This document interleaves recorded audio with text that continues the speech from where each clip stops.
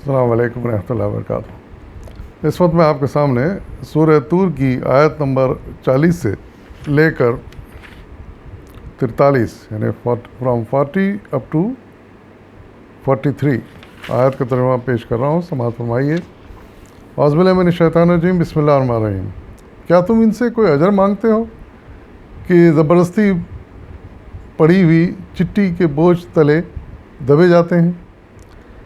کیا ان کے پاس غیب کے حقائق کا علم ہے کہ اس کی بنا پر یہ لکھ رہے ہوں؟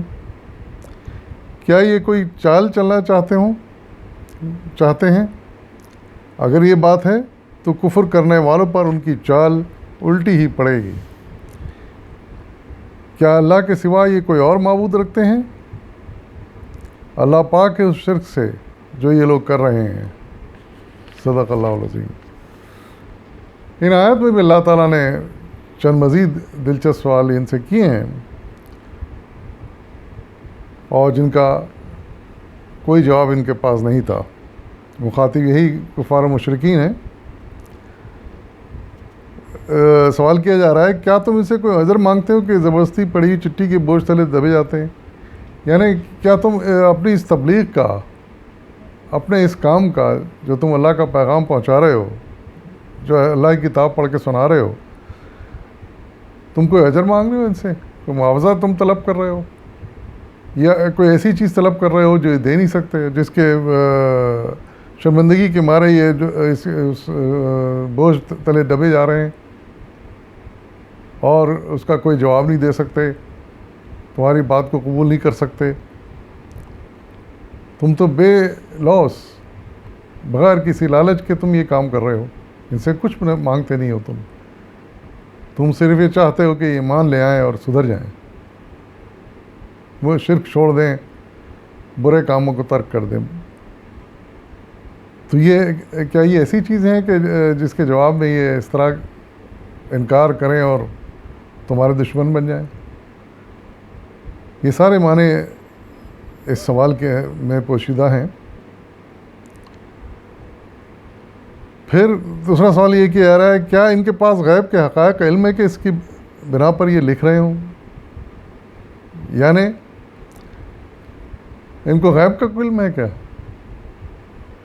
کہ تم کہیں سے اس کو بنا لائے ہو، گڑھ لائے ہو اور جھوٹ سنا رہے ہو؟ تو کیا ان کو کہیں سے اس کا علم ہو گیا ہے؟ ہرگز نہیں۔ یہ صرف اپنی نالائقی، اپنی جہالت کی بنا پر انکار کر رہے ہو۔ ان کے پاس غیب کا کوئی علم نہیں ہے، نہ یہ دعویٰ کر سکتے ہیں یہ۔ پھر تیسرا سوال یہ کیا جا رہا ہے، کیا یہ چال چلنا چاہتے ہیں؟ اگر یہ بات ہے تو کفر کرنے والے پر ان کی چال الٹی ہی پڑے گی۔ پھر ایک اللہ تعالیٰ نے سوال بھی کیا ہے اور طنز بھی کیا ہے، وارننگ بھی دی ہے۔ کیا ہے کہ تمہارے خلاف کوئی چال چلنا چاہتے ہو؟ تمہاری دشمنی میں کیا یہ کوئی ایسی حرکت کرنا چاہتے ہو جس سے تمہیں نقصان پہنچے یا ایمان لانے والوں کو نقصان پہنچے؟ اگر ایسی بات ہے، ان کے ذہن میں کوئی یہ ایسی فتنہ اور سازش ہے، تو ان لوگوں کو سمجھ لینا چاہیے کہ ان کی فتنہ اور سازش ناکام ہو جائیں گی۔ یہ تمہارا بال بیکا نہیں کر سکیں گے اور مسلمانوں کو بھی کوئی نقصان نہیں پہنچا سکیں گے جو ایمان لے آئیں، اور یہ چال ان پر الٹی پڑے گی۔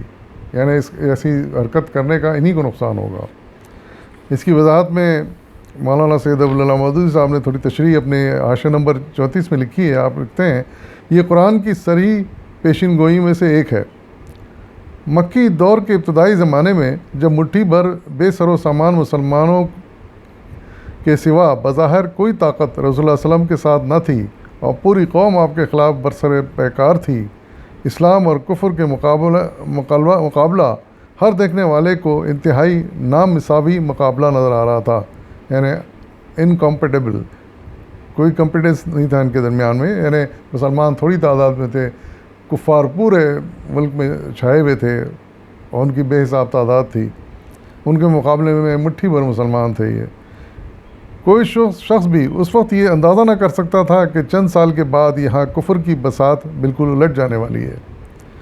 بلکہ ظاہر بین نگاہ تو یہ دیکھ رہی تھی کہ قریش اور سارے عرب کی مخالفت آخر کار اس دعوت کا خاتمہ کر کے چھوڑے گی، مگر اس حالت میں پوری تحدی کے ساتھ کفار سے صاف صاف یہ کہہ دیا گیا کہ اس دعوت کو نیچا دکھانے کے لیے جو تدبیریں بھی تم کرنا چاہو گے کر کے دیکھ لو، وہ سب تمہارے خلاف الٹی ہی پڑیں گی اور تم اسے شکست دینے میں ہرگز کامیاب نہ ہو سکو گے۔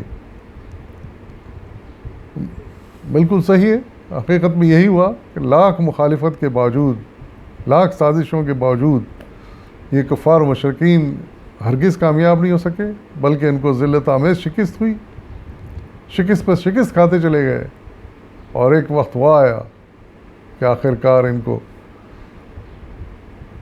زبردست ہار ہو گئی اور مکے پر مسلمانوں کا قبضہ ہو گیا، حرم مسلمانوں کے تحویل میں آ گیا اور ان کو اپنی جان بچانے کے لالے پڑ گئے۔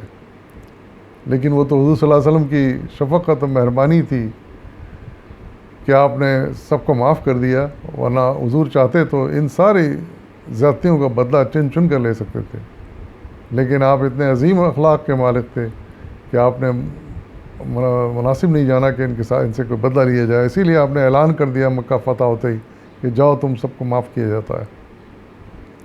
یہ وہ اخلاق تھا، یہ وہ کردار تھا